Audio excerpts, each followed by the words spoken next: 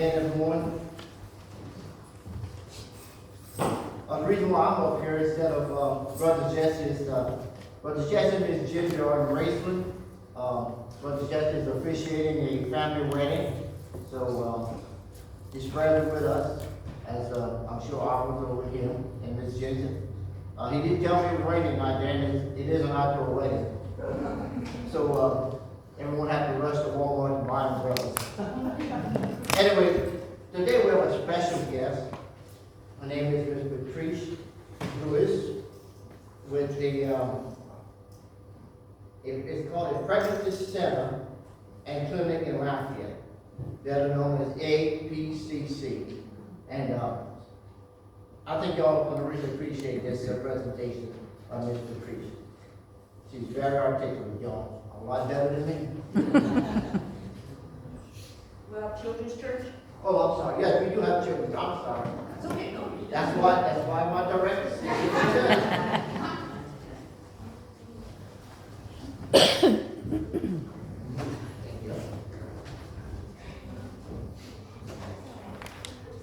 So good morning, everyone. Good morning. So it's a pleasure to be with you. I have not been here, we have not been here since 2020 during COVID. And I remember my board president was here, she sung a selection. And one of her points in the presentation, she said, honk if you're pro-life. And a whole bunch of y'all were in the parking lot just honking, honking, honking. And so I appreciate that. So my name is Patrice Lewis again. I serve as executive director of a pregnancy center and clinic in Lafayette, Louisiana. I have with me our wonderful board member, Mr. Mike Williams, who's been a part of the pregnancy center since the very beginning. We were established in 1985, and since then we have been saving babies and moms from abortion.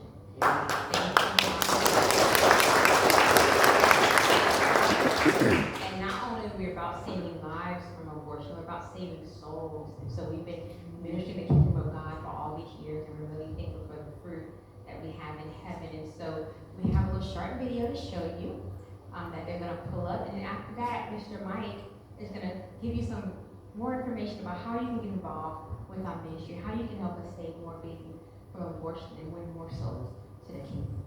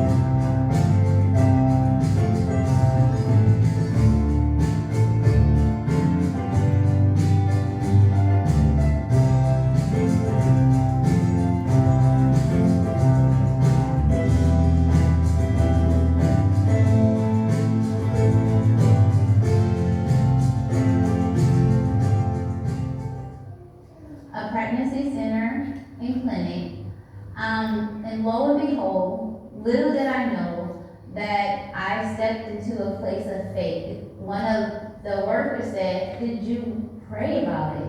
Did you seek God first? And I'm like, no, it's just something that I want to do. I know it's not going to work out. So this was my decision. And so after so many appointments, they have encouraged me to make the right decision as far as giving me hope and courage and what I needed as far as keeping her. They have told me that you can do it, you're not alone, and we are here to help. You have to do what you feel in your heart is right. And by coming to the Pregnancy Center and Clinic and meeting Patrice and all of her colleagues, now I'm blessed with two handsome women. So I just want to thank once again the Pregnancy Center and Clinic, especially Ms. Patrice, for everything she's done for me. Thank you.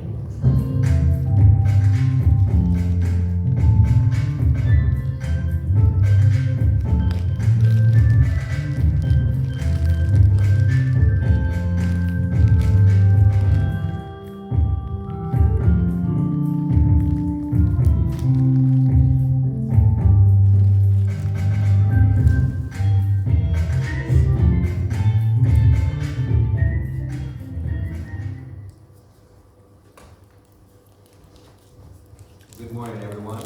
Good morning. I believe that was my notes that just flew away. They'll come back at the right moment. As Patrice mentioned, I've had the privilege of being involved, thank you so much, or supportive of the clinic ever since it opened in 1985.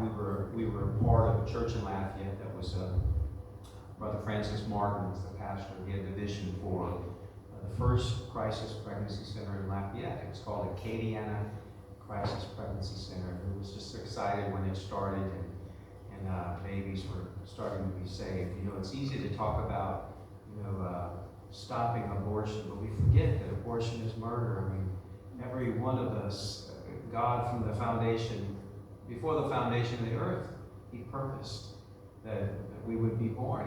He knew us back then. So when you take that life, it's actually murder. So every time we can be a part of saving a baby, it is giving life, and it is honoring God, and it's keeping people from making a terrible decision. You know, the women that come to the center are in crisis. They're not sure if they're pregnant. They're coming in. They're getting checked, and many of them know they're pregnant, and they don't know what to do. And they're running into a wall in life, maybe family and everything else, career, whatever it might be.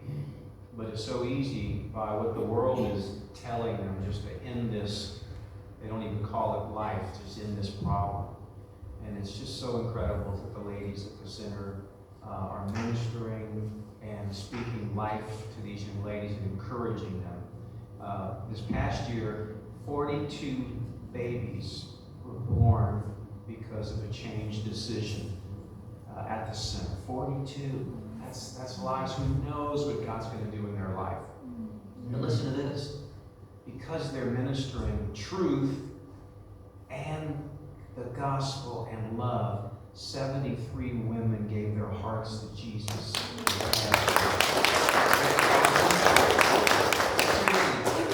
If I were to take a survey of all the churches in the greater Lafayette area, I wonder how many churches could say we had 73 new births, in the Lord in 1 year. So the Crisis Pregnancy Center is really operating for all of us, not only as a place that saves babies, but saves women. And oftentimes it touches the rest of their families as well. So just so proud of the work this precious lady's been doing for many years now. 10 years as the director and 20 years there. Now y'all look up at her. Yes, she started at age 6. It always amazes me. You can't have been there 20 years, but she has been. And all of the volunteers and the ladies who help, the couple of other employees, just amazing work. We have a couple of ladies in the back right here that are manning the table, womening the table in the back, so you can get some information at the end. But wanted to just tell you a couple things that we would encourage you to do this morning. A couple ways that you can support this amazing work. Number one is to become a life prayer partner. Now, we've all been asked to be prayer partners before, and many of you might, maybe support a missionary or an orphanage or whatever. Can I ask this question? How many of you have maybe certain bills that you have that are paid automatically? It just drafts your bank account or a credit card. We all have that nowadays, right? But when you give to a ministry and it just drafts your account, it's easy to forget about it, isn't it? It really is. I mean, I forget to pray. So even though I said I'll be a prayer partner, I've been supporting the center for many, many years, and because it's on auto draft, a lot of times I don't even remember to pray. But something remarkable took place in the last year. When you become a life prayer partner, you can sign up for prayer alerts. Now, this has done so much for me. Here's what a prayer alert looks like. I'm in the middle of my day. All of a sudden, I get a little beep on my phone. I got a text coming in. And you know how we all are. When that beep comes, we grab it. And here's what it's saying. A client is at the center right now in crisis and doesn't know what to do. Her advocate is Patrice or one of the other ladies. Pray for them. right there in living color, right in that moment, I get to stop what I'm doing. I get to pray for this woman in crisis and pray for her to choose life. And I get to pray for what we call the advocate, the one who is counseling them. And then I'll get a text later on saying, rejoice and celebrate. She received Jesus and she's chosen to keep her baby. And I get to rejoice then. Now this happens a number of times every week. And I feel like for the first time in all the years, I'm participating. I get to actively be involved in what's going on in the pursuit of saving women and saving babies. So if you sign up today as a life prayer partner, you can ask to receive those texts, and your prayers matter. It's very exciting. I get excited. Does it look like it? I get excited when I get a prayer alert because I feel like I'm actually a part now of what's going on. The second way is to volunteer as a client advocate. These are the ladies that get to counsel the women who come in. Patrice and several others are client advocates, and it's on a volunteer basis. We appreciate that. There's office support roles. My wife was an office volunteer way back. Oh my gosh, we started in '85 in the early years. Yes, and then there's outreach volunteers who go out as well. And the third way is to become a friend for life. That's those of us who donate at least $25 a month. You become a friend for life, and obviously that's what keeps the doors open, keeps us going out, and this precious lady running it. And if you sign up to be a friend for life and you get this unbelievable T-shirt. Now, all of you don't have any T-shirts, I'm sure. Here's a Friend for Life T-shirt, and they come in different colors at different times and all, but we've got some back there. And this beautiful little pin, has the state of Louisiana, which is now abortion-free, at least legally, abortion-free. And on the bottom of this little pin of the shape of Louisiana, there's two little tiny feet. They're perfectly formed feet that represent a baby that's 10 weeks old in the womb. They're little tiny feet. So it's a beautiful little marker of what's going on. Okay? So we invite you to the table at the end of the service in any way that you feel like you can be a part. We would be appreciative so very much. Okay? God bless all of you. Thank you. Thank you. I'm going to sing a selection for us in a bit. So I have a few more things to share in addition to the work that we do, because I never know who I'm talking to, and I always want to be sensitive and mindful. So number one, if you happen to be watching online and you're hearing about a pregnancy center clinic and you might be experiencing a crisis pregnancy right now, you may be pregnant and you just so happen to stumble upon this recording, please reach out to us. Call us at 337-232-5509. We are completely confidential. We will not share with anyone that you came to a pregnancy center clinic. We want you to get the help. Everything we do is free. Ultrasound, pregnancy test, and the support you get is absolutely free. And then lastly, because again, I'm not always sure who I'm speaking to, but I want to be sensitive. There's a song by a young man, his name is Tripoli. He wrote a song called Beautiful Life. And he has several chords of the song. One portion, he's talking to the woman who's considering abortion. He's begging with her, please don't do this. Then he's talking to the man who's absent from the abortion picture, who needs to support the young lady, so that way his baby girl doesn't get supported. But then he talks to one last person. At times I think he figures out this. But I want to read some of these lyrics.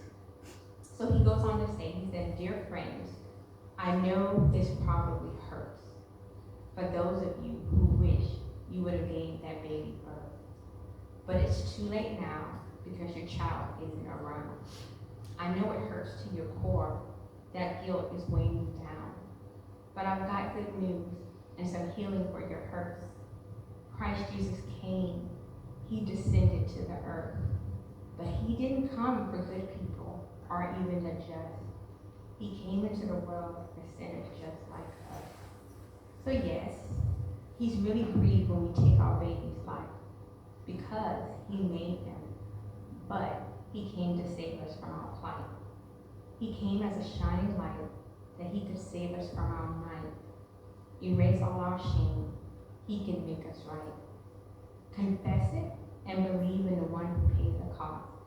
He died in our place. There's forgiveness at the cross. So if you happen to be here again listening online and you've had an abortion, there's forgiveness.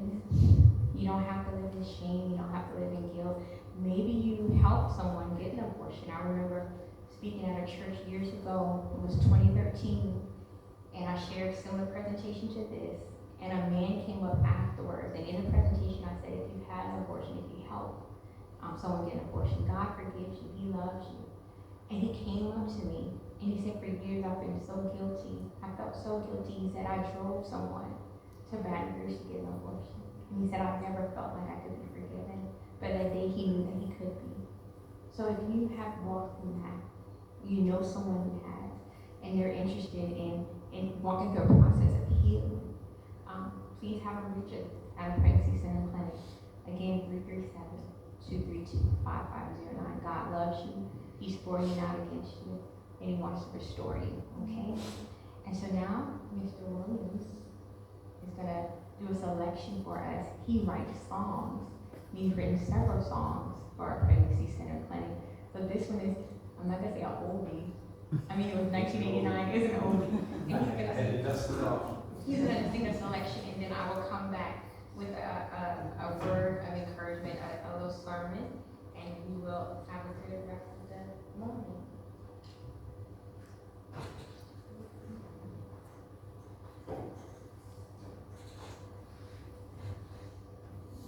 Back when the Crisis Pregnancy Center started in '85, our founding pastor, Francis Martin, he asked me when we decided to start doing a banquet to raise funds, an annual banquet. He asked me if I could come up with a song, and there weren't very many songs that I was aware of that were, pro-life songs. So I just began to pray, and the Lord just kind of gave me this little picture of what would a baby say? The baby in the womb, if it could make an appeal to the mother, what would it say? And of course, I didn't know what it would say, but I prayed, and then a bunch of words came, and this song came. This was back in 1989. Some of you were not born yet in '89. But this was the first song that I sang for one of the banquets.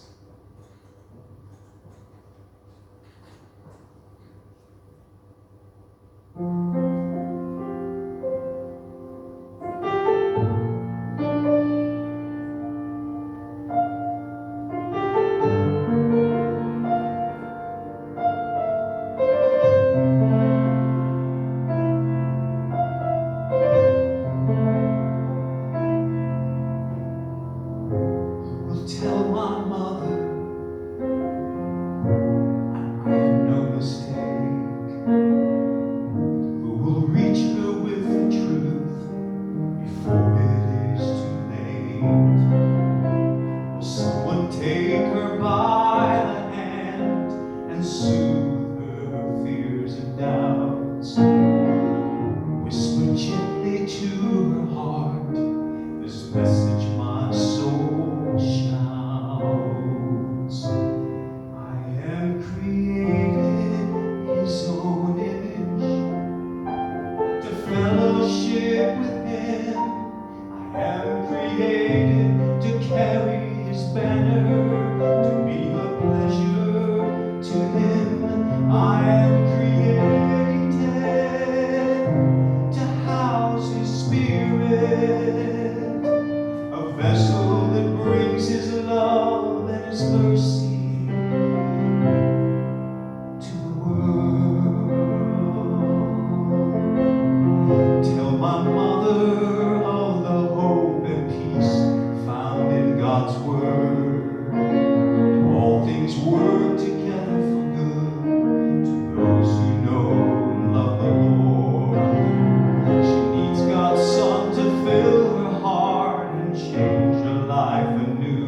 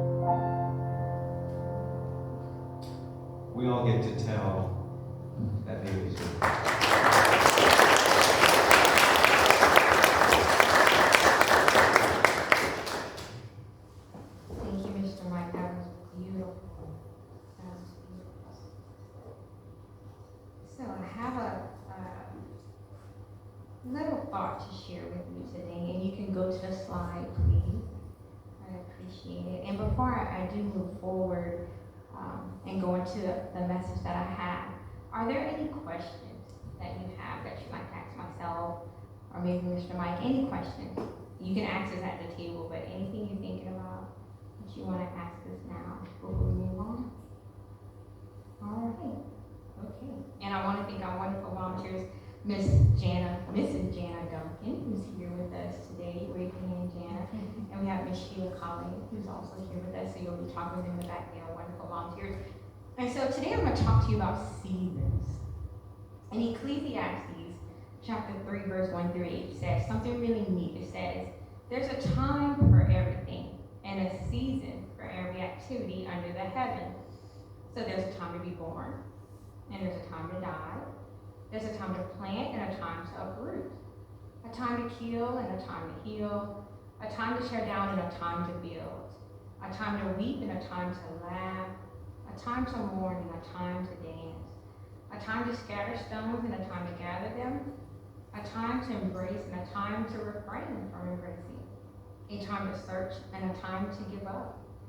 A time to keep and a time to throw away. A time to tear and a time to mend. A time to be silent and a time to speak. A time to love and a time to hate. And there's a time for war and a time for peace. You can go to the next slide, please. So there are several seasons we are acquainted with in Louisiana. We have hunting season. How many of you hunt? Some of you hunt. We have football season. The Bengals are my team. Go with your girl. Love the Bengals. Then we have hurricane season here in Louisiana. So that's the season that we're all acquainted with. You can go to the next slide. And these are some of the most delicious seasons in Louisiana. So, and you're about to go eat lunch, so this is good. So we have crawfish season, right, which is about to start, or has already started. We have snow cone season, which starts about the spring until the close of summer. And then how many of you love king cake season? That started, I know, right? Yeah, that started January 6th. All of these delicious items, by the way. Crawfish came from Lanyo's. I got their picture. Lanyo's King of Seafood, they support us. So if you're ever in Lafayette looking for a good restaurant, do support them. The snow cones come from Creole Flavor Snow off of University. Ever looking for a nice, like back in the day, old school, syrupy snow cone, you want to go there. And then of course, for the best king cakes, in my opinion, you want to go to Ricky Mesh on Yobo. That's just my opinion. They get all kinds of flavors. But we love season, and each season has its effect on us. Now we just went through a season where kind of we had some unexpected hurricanes or tornadoes in Nigeria, if y'all remember that happened in December. And what I loved, I didn't love that the tornadoes touched down. What I loved though, when I was looking at KLFY, these people whose homes were just damaged and devastated, two of them that they interviewed just kept praising God. And I was like, oh my gosh, how powerful. One man, he praised God because the president didn't get wet under the tree. And he said, now I can do renovations that I've always wanted to do. And I'm like, thank you, Jesus. This is awesome. This was not a good season, but he's giving me praise for it anyway. And so, what is a season? According to Merriam-Webster, it says a season is a time characterized by a particular circumstance or feature. So we're going to read or reread Ecclesiastes chapter 3, but this time we're going to replace time with season. So you can go to the next slide. So according to this definition, it says there's a season for everything and a season for every activity under the heaven. There's a season to be born and a season to die, a season to plant and a season to uproot, a season to kill and a season to heal, a season to tear down and a season to build, a season to weep and a season to laugh, a season to mourn and a season to dance, a season to scatter stones and a season to gather them, a season to embrace and a season to refrain from embracing, a season to search and a season to give up, a season to keep and a season to throw away, a season to tear and a season to mend, a season to be silent and a season to speak, a season to love and a season to hate, a season for war and a season for peace. We are all, every single one of us, we're in a season right now in our personal lives, and I'm not talking about hurricane or any of these other seasons. Personally, you can go to the next slide, please. So for some of us, we're in a season where have more money than we know what to do with. And then some of us are in a season where there's severe lack and need, and it seems like there never is enough.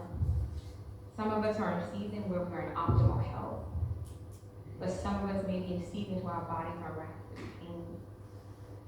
Some of us are in a season with God where we can hear him clearly, we can see him moving mightily in us and about us. But for some of us, we're in a dry season with God, and we wonder, is he even there at all? We can't feel him, we can't sense him, we can't hear him. And we wonder if God even cares.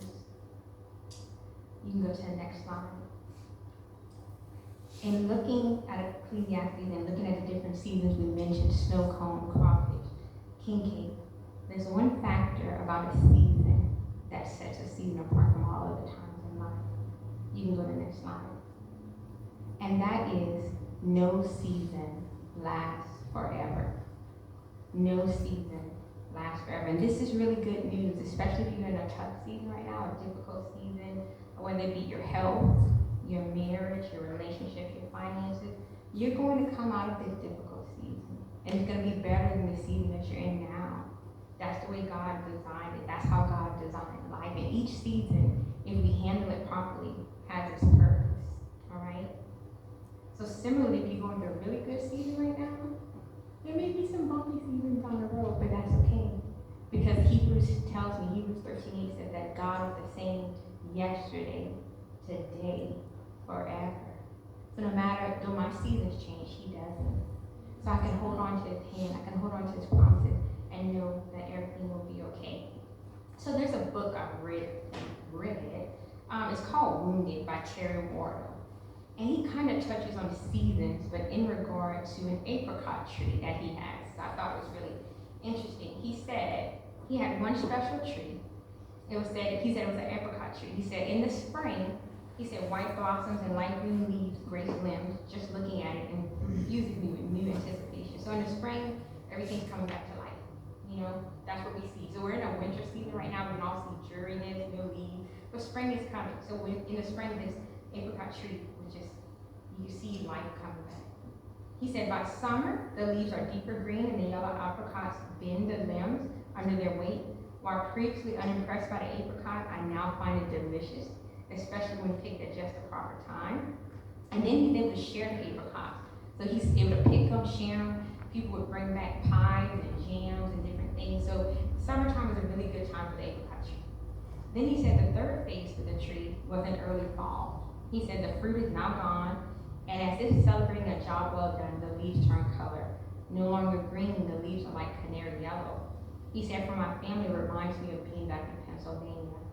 He said, our lone apricot tree blesses our lives yet again, making fall a time of thankful reflection and remembrance. So spring, summer, fall, best times for his apricot tree. Then he said there's a fourth stage that our tree goes through annually, but he said it's not worth mentioning. He said, you see, it is the winter phase, a time when no one notices or appreciates our tree. In winter, there are no leaves, or blossoms, or fruit. The tree just stands there completely naked. Every branch is exposed, revealing a rather awkward-looking skeleton. Some limbs are broken, and quite frankly, the tree is ugly in winter. And for 2 years, he said, I just simply ignored the tree in the wintertime. I didn't think anything special about it. But he visited someone, he shared with them, I just can't stand looking at my tree in the wintertime, it's so ugly. But he said the nursery owner who knew about trees told him, he said, winter is the best time of your tree out of all the other seasons. If you properly tend to your tree, if you properly appreciate that winter season, you'll have an even better harvest in the next season. So he learned that what he needs to do in winter was to work with his tree, cut off those branches, fertilize it, tend to it, and he would see fruit like never before. Now, those same seasons apply to us. We have spring, we have summer, we have fall, everything's nice, we're enjoying the weather for the most part. Then we have winter seasons in our lives. But if we tend to our lives and we embrace those winter seasons in our lives, then we are bearing ourselves up for more fruitfulness in the future, okay? So there's a young man in the Bible who went through several seasons. When we first read about him, it seems like he's in his spring season. He's bright-eyed, bushy-tailed. He's the favorite of his father. You couldn't tell him anything. He's just in the best season of his life.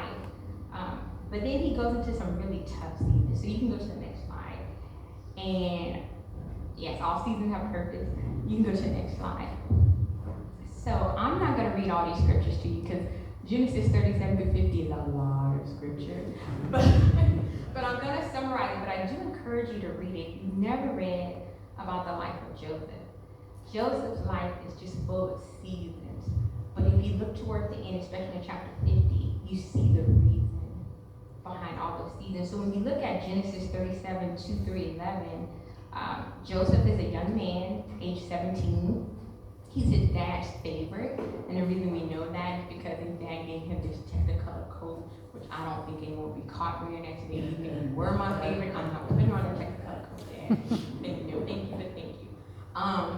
But he was also hated by his brothers. They couldn't stand him. Even when he tried to say something nice to them or share his dreams with them, like, y'all, I just had this dream that I was in the middle and y'all were in the sheaves and y'all were bowing down to me. Like, it was so cool. And they're like, how is that cool? We're bowing down to you. We don't want to bow down to you. We don't like you.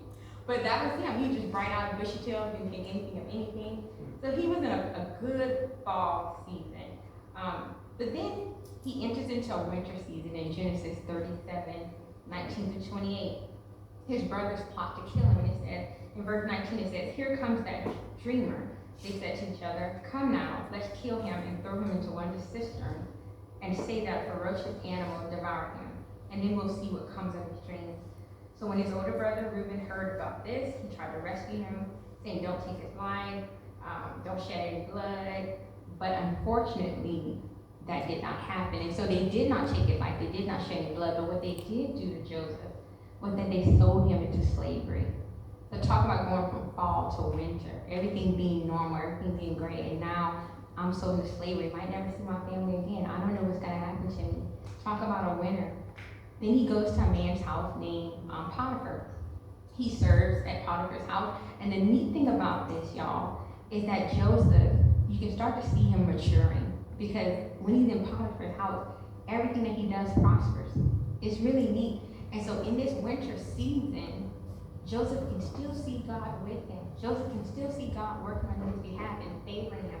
The same with us. If we're in a tough time right now in life, and if we really look for God and seek him, he's right there in that winter season with us, helping us to overcome and blessing us. Even though it's hard, he's walking through it with us. If we just ask him to open our eyes and see that he's there. So he's at Potiphar's house, and as if things couldn't get any worse, Potiphar's wife accuses Joseph of raping her, which Joseph did not. And he was an upright man, he loved the Lord. So things get even worse. So the winter looked like it's elongated, and now Joseph is in prison for something he didn't do. So first he's sold into slavery by his family. He's put in Potiphar's house, then he's accused of rape, and then he's put in jail. The winter just keeps getting longer and longer. So while he's in jail, again, even though he's in jail for something he didn't do, God is prospering him to where he's the head person in the jail. And the jailer trusts him to tend to the other inmates, to make sure everything's okay, and God continues to prosper Joseph in the jail. And so Joseph meets a cupbearer, he meets a baker, and he gets some dreams. He interprets their dreams. And so he tells the cupbearer, you're going to be restored back to the king. He tells the baker, you're going to be hung in 3 days. Now, who wants to hear that? That would have been, who? You're going to be hung in 3 days. But it happened just as Joseph said. But Joseph told the cupbearer one thing. He said, when you get out of this place, remember me, because I was put here and I did nothing wrong. Do you think the cupbearer remembered him? No. The cupbearer forgot about him. So you think about it, I think it was a 2-year period where Joseph had to stay in jail 2 more years for nothing, something he didn't do. However, spring started to come. So we're looking at a long winter, but spring comes.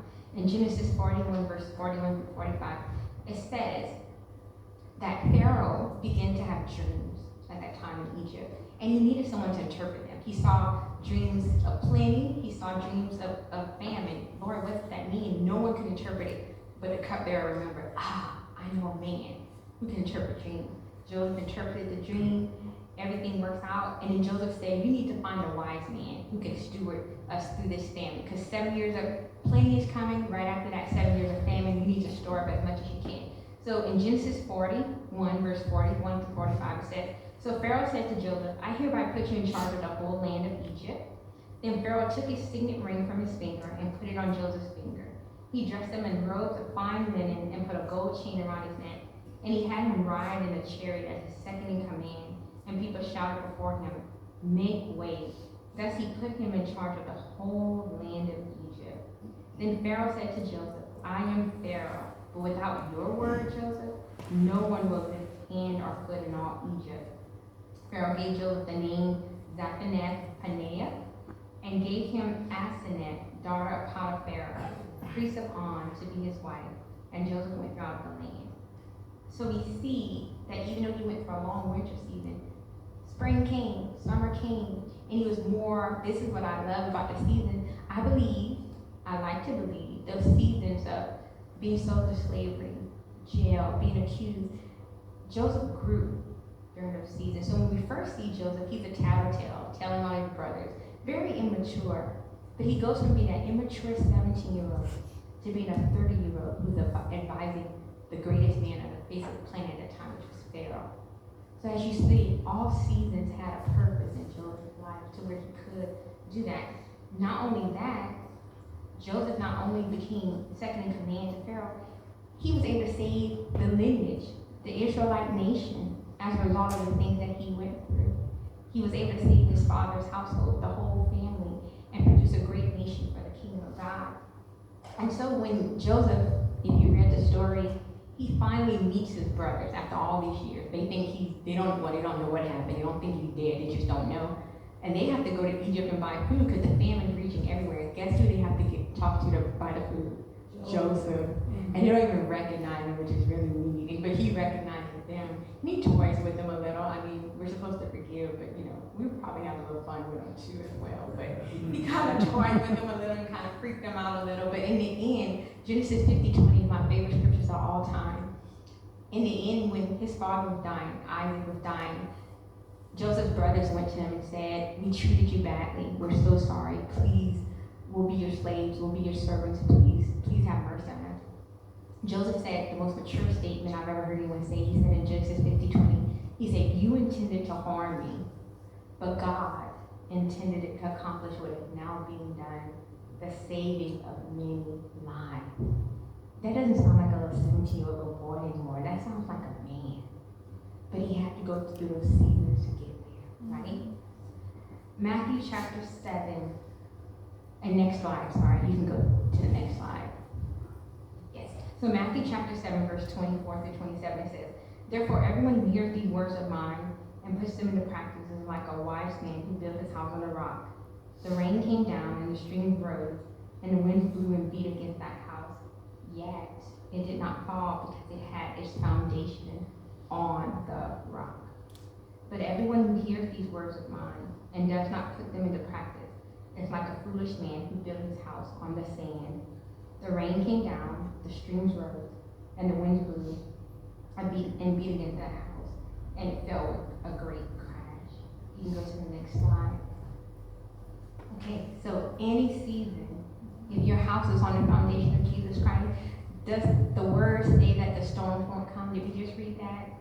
That we won't have hard times? It doesn't say that. It's saying that where you are placed in life depends on how you're going to weather the storm. So if you're on the rock, which you know Jesus Christ, you'll get some bruises and some slaps and maybe some other things, but you'll come out okay on the other side and better. But if your house is built on the sand, you're not anchored in Jesus Christ, you're going to tumble over and fall. You're not going to be as successful. But any season can be a blessing in your life if your foundation is Jesus. If your foundation is Jesus and you stay centered in Him and focus on Him. A hurricane can be a blessing if your foundation is Jesus. A family betrayal can work out for your good if your foundation is in Jesus. A sickness can be the best thing that's ever happened to you if your foundation is in Jesus. Even being fired from the job can be a door that God can open that you never would have imagined had you just stayed on that same job if your foundation is in Jesus. So I want to encourage you, wherever you are in life today, whether things are going good, praise God. And whether things are not as good, praise God. Anyway, okay? All right, so it's a pleasure being with you. We have our table in the back.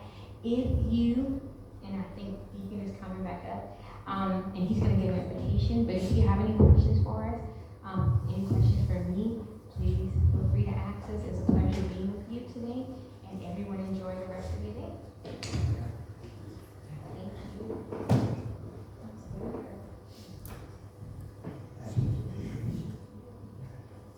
Thank you, Mike.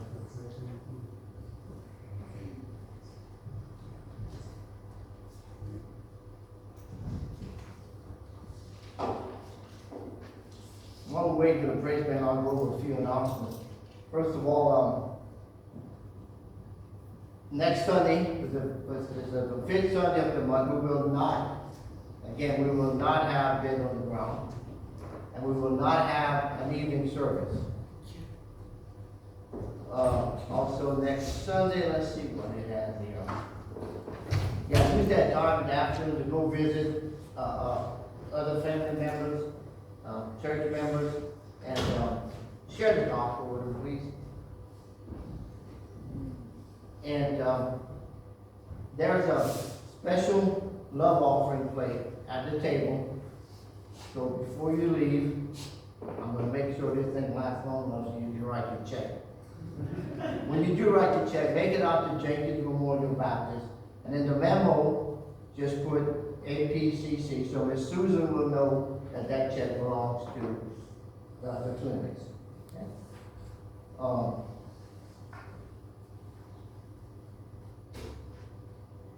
Let me go. I'll go ahead and go to the announcements. Okay, and then I'll do my thing. So bear with me, y'all.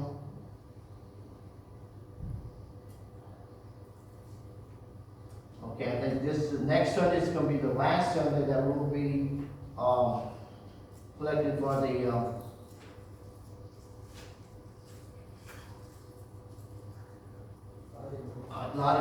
thank you, Miss Moore. I knew it was on here someplace. Our goal is still 1,600, and I have no idea where we're at now. And I know we're pretty close. So remember that next Sunday, go ahead and bring your offering, please. Come worship with us this coming Thursday at the Cave Nursing Home at 10 o'clock. And this coming Friday, the 27th, I really love this thing. It's the church-wide Bible trivia contest. I did the first one last year, y'all. I enjoyed it. And I'm going to tell you what. We're going to work to make sure Brother Jester's team does not win this year. So that would be next Friday. Bring your favorite foods, please. Youth ice skating is this coming Saturday, January the 28th. Meet here at Jenkins at 5 p.m. Bring your $15 or more for the entry and also for extra money for spending. Next Saturday, the 28th, is our Mother Rhythm of Prayer for Revival here at the church, and that is at 10:30, right, Miss Margaret? At 10:30, okay? I think that's all I have. Oh, this evening, we will have service this evening. Brother Rob Mordo is going to be presenting the sermon. So if you haven't heard Brother Rob, you need to come by. He is a fantastic speaker, but he has such a beautiful voice when he sings. And we're hoping he brings his daughter and Bill, his wife, they'll do a fantastic job. So if you haven't heard, come by. You'll enjoy it. That's all I have, God. So I'm going to go down and invite anyone who wants to receive Jesus Christ, our Lord and Savior. Please come up, or if you have a request for prayer, done here, and the praise band is gonna do a fantastic job, and I want to praise them for doing such a wonderful job.